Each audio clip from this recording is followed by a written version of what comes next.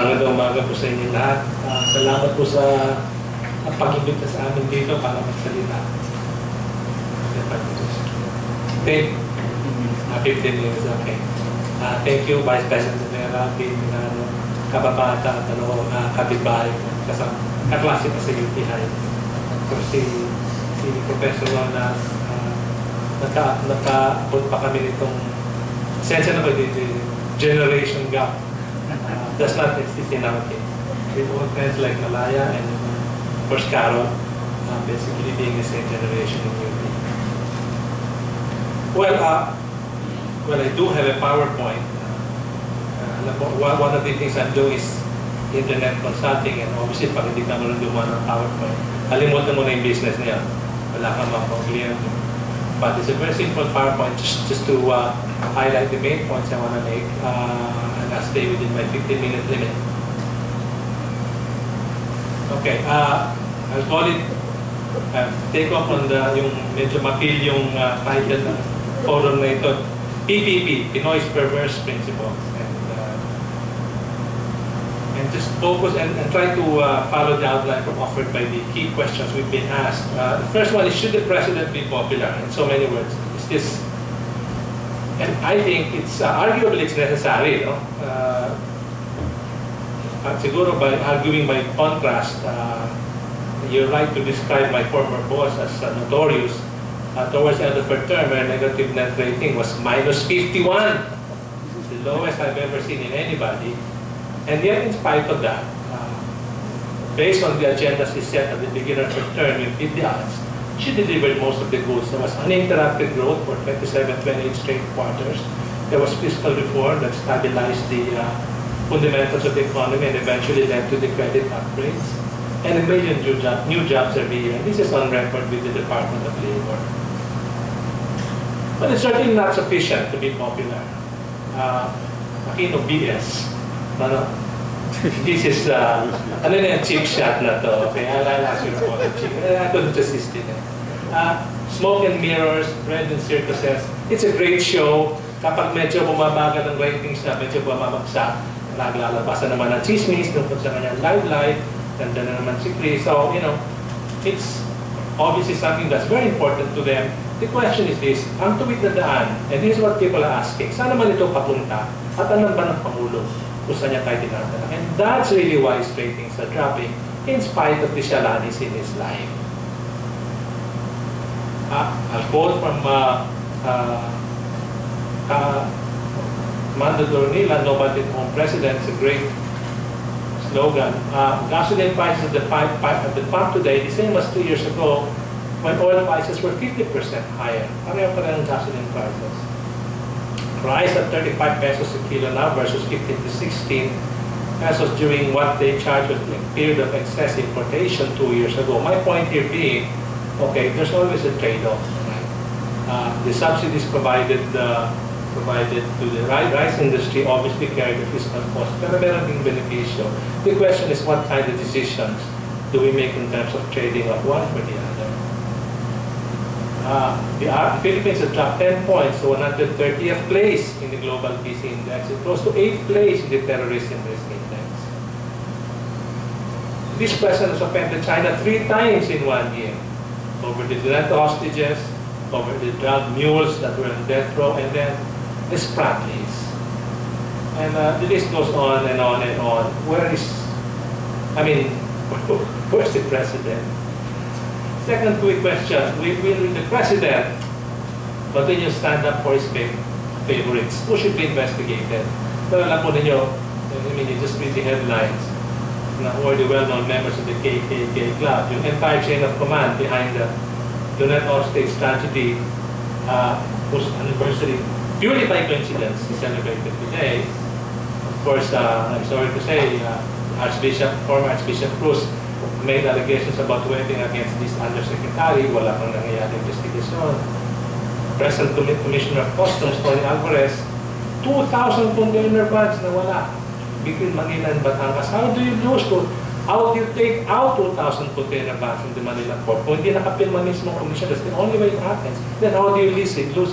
Ang update namin, yung mga containers nandiyan na naibalik na. Kaya na wala na laman.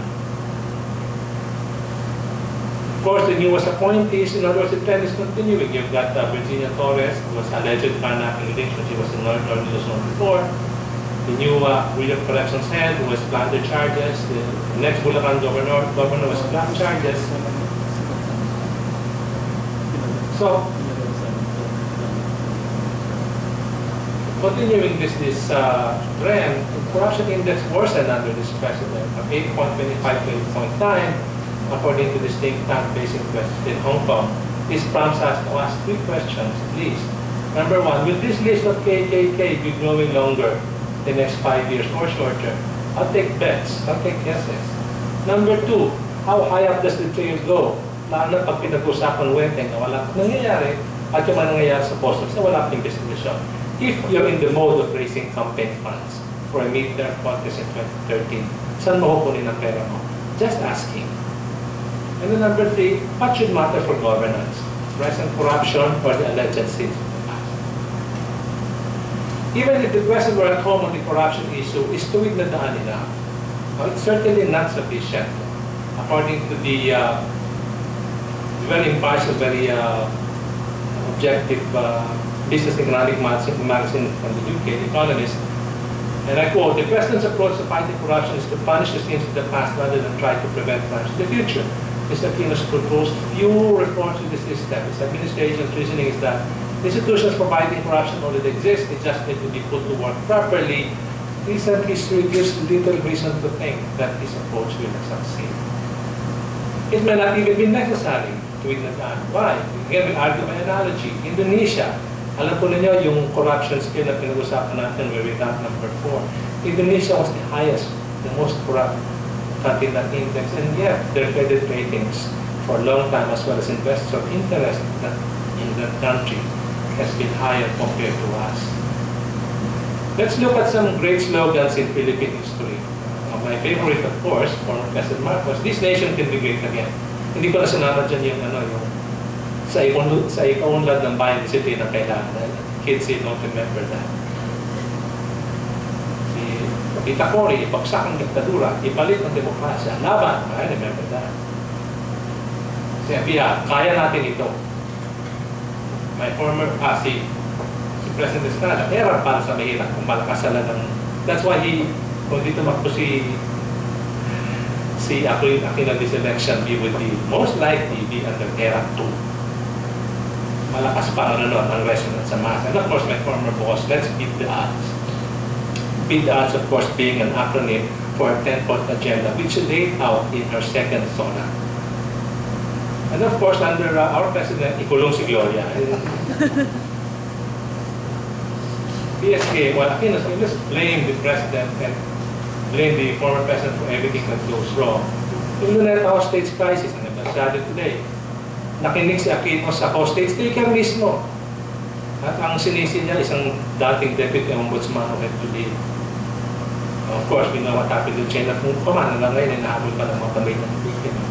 High power rates, sinisi niya kay Mrs. Arroyo, I think, speaking before Ateneo High School graduation.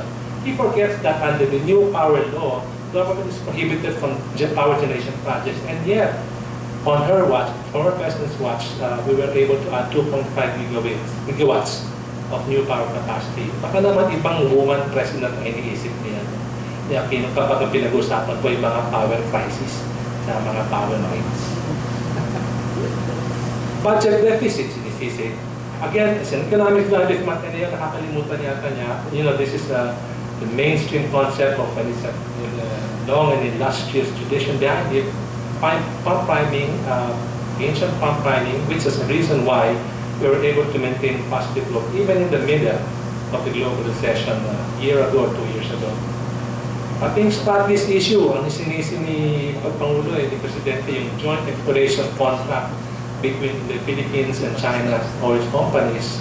Although, you know, this cost sharing is just standard practice among companies, especially during the highly risky exploratory part of drilling, and the joint contract expressly reserved for the parties their prior territorial claims. Wala naman isinuko sa mga territorial claims. And again, the list goes on and on.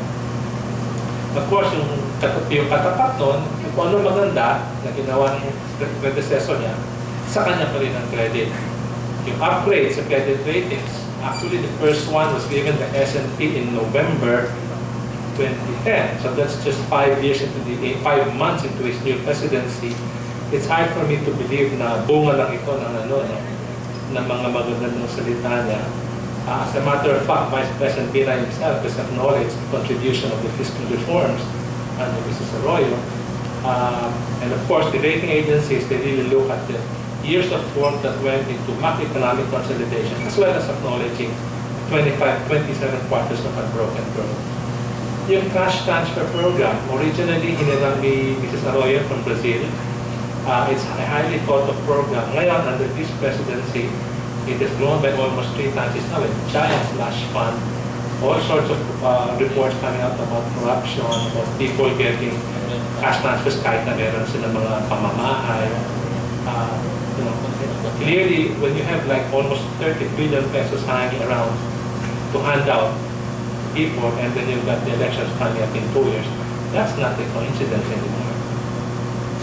Even the Millennium Challenge Awards, if you remember, late last year, pinagmalaki nila na na dahil sa pagpasok ni Pangulong Aquino, finally pinagbigyan ng Amerika ng pagbigay sa atin ng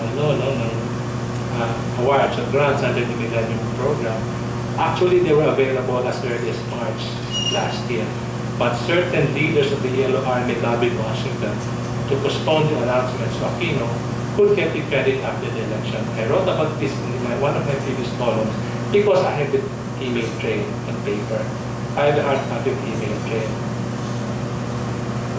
And of course, the list goes on and on. But nobody's safe from the blame game under this administration. Not the Supreme Court. Nangangampanya pa lang yung Pangulo, iniipit na yung papasok na bagong Chief Justice. He ended up taking an oath before his future ombudsman.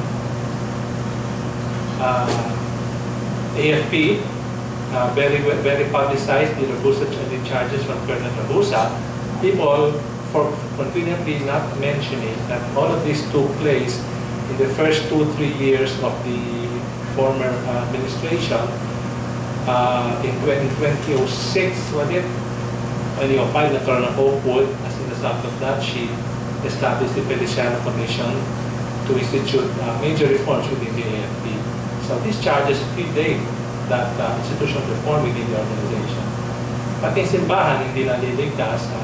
Remember the false accusation about the business of taking pajeros and then the threats of sedition of their support for the opposition to the RHPA. Media, after campaigning in favor of the Freedom of Information Bill, hindi rin pala niya susuportahan, and then in a recent gathering of advertisers, sabi niya, i-boycott ninyo ang sensationalist media outlets. Of course, sensationalist meaning they don't know the party line when it comes to this administration.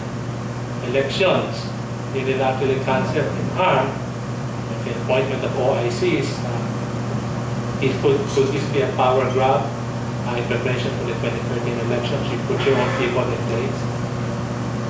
But the mga civil servants, if you remember Executive Order Number 2, just 150 hundreds of them who had been appointed recently. And of course, a couple of them, some well-known suicides, Secretary Reyes of Energy and the lawyer from DBP, Attorney Pinping, just very recently. So, this is the third and the last question. For how long now can Aquino milk his anti-GMA claim to legitimacy? Well, he can actually make it all the way to 2016 if he wants to. And actually, if there's nothing else to say or to do, that's probably what will happen. But now, this is an obsessive man. I think that is really, and really popular stories, he resents imagined slides to his mom. Kasi now, I think 2-3 years ago, nag-circulate ng questionnaire sa mga naka-assign na presidential security guard kay Tita Cory, asking them to justify where they are. This is a standard procedure, PSP now, to ask military units assigned elsewhere just to report in effect. Ang reaction ng pamilya binabawi. So, na-insulto yata. I think this was a major factor behind this assessment. This man has no resume to speak of. Not a single piece of legislation in Congress or the Senate. Mas mahabas, mas marami pang ginawa si Lito Lapid o pati si Trillanes na nakabulong. So resentment and security, that's a potent combination. And it's something we find out the hard way. You know, ugly ducklings don't grow up to become swans. They remain ducks. Let's look at the vision thing in Ghana. Alternative development visions. Left, it's a great vision of nationalism, and I believe Dr. Roy has spoken up eloquently right now. Nationalist industrialization, genuine agrarian reform, I believe anything of bureaucrat capitalism, which is corruption in government, which is major symptom. The right has its own formulation: liberalization, deregulation, and privatization.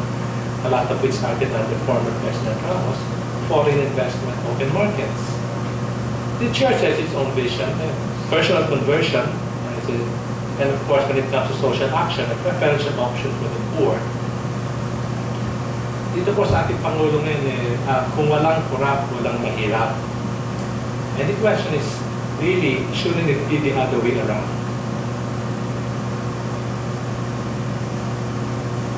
Among foreign investors, whom I will cite because they will always be the most objective about the situation, judges about the situation, kasi pera nila nakataya. They will be the most unsentimental ones. Right now, wait and see. The Belgians and the French are suing us over 3 cancelled projects, over 3 projects in cancellation, the Bulwagang Rizal project, the cancellation of Roro Contracts, and the DAIA thing has been around for a long time. Through 2 or 3 administrations. Foreign investments are down 15%, together with the Business Confidence Index of Foreign Investment. Public-private partnership, which is the original PPP, hindi yung title ng PISCO. It's still a pipe dream. Not one project is being built out yet. Kahit po implementing rules and regulations, the IRR, okay, which people need in order to implement new rules, hindi pa na ilalabas. So what would failure be like for the Aquino government? Who would be blamed? Well, the blame, I give you one guess. It's not hard to figure out. On what failure will look like, some possible scenarios. This is where I put on a little bit of my skull cap, prophesying cap. If his survey numbers drop low enough and the trend has been downward, we don't wish it for him, but if it drop low enough, then it becomes a late black presidency. Especially as the factionalism within the palace intensifies, we will start to see, I think, a coalescing of a united opposition among different groups. Already we see the Vice President himself starting to distance himself. Not so quickly, but maintaining an independent, carving out an independent role for himself. This is not a man who manages well, and so given the increasing likelihood of a double-dip recession, all the depressing news that's coming out of the West, the prospect of economic stagnation is a real one. And then when you got economic stagnation, you have social unrest because of that, compounded by, I repeat, we will not wish it again, but his committed gaps in the peace process, and of course the China incidents mentioned earlier, his powerful neighbors abroad, he's dependent, and so, that those are going to be compounding factors. Now, having said that, I close with this slide, and so personal note, with this dream scenario, I still don't subscribe to the EDSA adventurism. Yung mga tao ko sila, EDSA, kagad na EDSA. Isama na natin dyan ito si Colonel Mariano, who was already threatening the coup and really shouldn't have done that. In retrospect, EDSA 3 was against the Mrs. Araullo. I think it was a failed coup by Arab putschists. People want to take over quickly. EDSA 2, I now think, was an extra constitutional power grab by the Edit Case to Corner, when they opened the sealed envelope, not incriminating is found. And this is where I come to my, I start to get a lot of flack. Even EDSA 1, I'm starting to reconsider that. I think over time, as the historical view becomes longer, okay, it will be seen that the value of EDSA 1 was mainly because it served as the model for peaceful anti-communist regime changes. Took place 4 or 5 years afterwards. 2020 hindsight, of course, now we know Marcos was turning the heel and the transition of power could have been just a matter of time. Again, that's 2020 hindsight. It's not necessarily an actionable statement. So the next 5 years, my recommendation is let's do our best. Let's Let's take responsibility for the election choices that we made, right or wrong, panindigan na po natin. And let us seek guidance instead from this inside-out slogan, which is the slogan of every previous president. Kung walang mahirap, walang mura. Salamat po.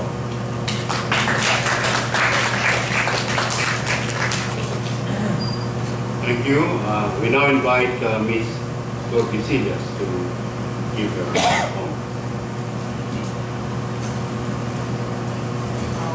I'll take a brief break from Aquino bashing and cite some classes about President Aquino. At least three good things going for him. One, he has a clear mandate from the Filipino people, which cannot be said of his predecessor. He was elected in a credible election. He's perceived, and I also believe that he will not knowingly be corrupt or make money out of his presidency. Whether he will be wise enough to prevent corruption against people, that's another thing. But siya mismo, feeling ko, hindi siya type na mandaya o magnakaw, magbenta ng helicopter sa PNP na second hand, hindi niya rin benta na brand new. Hindi siya type na gano'n. And he succeeded an extremely disliked president. So, ano yun? Anybody talaga after Gloria, wala kang ano doon. I mean, nobody can do worse than Gloria Araullo. So, swerte siya na doon. Swerte siya na doon. Kasi ito lahat kasi niya, which shows our flawed standard of governance. Because why would Gloria Araullo be our standard for leadership? Diba? So, yung minus naman ako, isa lang malaking minus, competence. With competence, under sa competence, makita mo kasi yung makita mo yun sa in his choice of the people, appointments of the people that he has chosen to help him govern the country. Ang number one factor ni Aquino in appointing people is comfort level. Yung integrity, competence, ano yun well, kinakonsider niya rin kung number one, kahit competent ka, kahit integrity ka, kahit maganda yung performance, hindi siya komportable sa'yo, hindi ka pwedeng certain niya. And one prime example was Robredo. It took more than a year for Robredo to get his appointment as secretary. Imagine, in the beginning, acting lang siya. And he said, and he was, I don't know if he was being naive in explaining why he appointed Aquino as acting was because he said, meron silang disagreement ni Robredo during the campaign because Robredo was in charge of the provincial sorties at masyado raw maraming yung schedule daw na ginagawa ni Robredo para sa kanya masyadong siksik. So yun lang. So hindi siya komportable sa style ni Robredo. So ginawa siyang acting because ang gusto talaga niya magiging DILG secretary din was Jesus Versosa.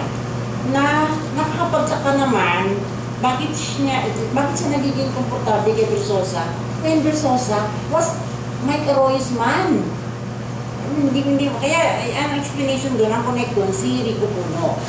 Ang Rico Puno, yes, we all know, is talaga ang taas-taas ng comfort level ni Aquino doon. Talagang shooting body, best friend niya talaga yun. So, paano siya naging komportable kay Versosa? Remember nung campaign, meron kasi mga senaryo na no election, saka no L, saka no PRO.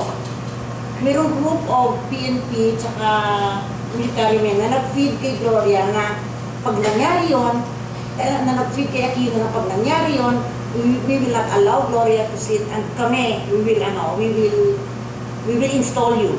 Parang ganon. Kasama dun si Versosa. Kasama yan sina Gaudencio Pangilinan, ganyan. Actually, wala yun eh. Ako talaga nakausap ko yung mga tao ng military doon. Nag-traumatize talaga sila sa nangyari sa 2004 election. There was no group of police and uniformed personnel who had planned to participate in allowing Gloria Araullo to go beyond May 2010. Anyway, naniwala si Pinoy doon. Kaya grateful siya kay Versosa. Kaya gusto niya, kaya remember nung pagpasok kaagad nung term ni Aquino, Versosa said that he would resign, that he would retire early. Kasi nga, pinamis na sa kanya yung DILG. This is despite the fact na na-involved na siya dun sa Euro, yung asawa niya sa Euro Generals, di ba? Sweat, alam mo sa akin, parang tutulungan pa rin ng Panginoon si Araullo. Si Aquino, nangyari yung hostage taking. So parang plus aside from that, na-involved pa siya sa wedding expose ni Bishop Cruz. So parang naging untenable naman na i-appoint mo pang DILG yung isang tao na pumalpak ng adaw sa hostage taking, di ba? At saka, na-involved sa wedding. Ngayon na-involved naman siya sa helicopter, siya yung nag-sign ha. Tinan mo, hindi siya ginagalaw. Hindi siya, Anyway, swerte, at least naswerte dun si Robredo. Later on, na-appoint siya talagang regular na DILG secretary. I think he's up for na-confirm na siya. Parang anyway, at least DILG secretary na siya. Naswerte siya doon. So,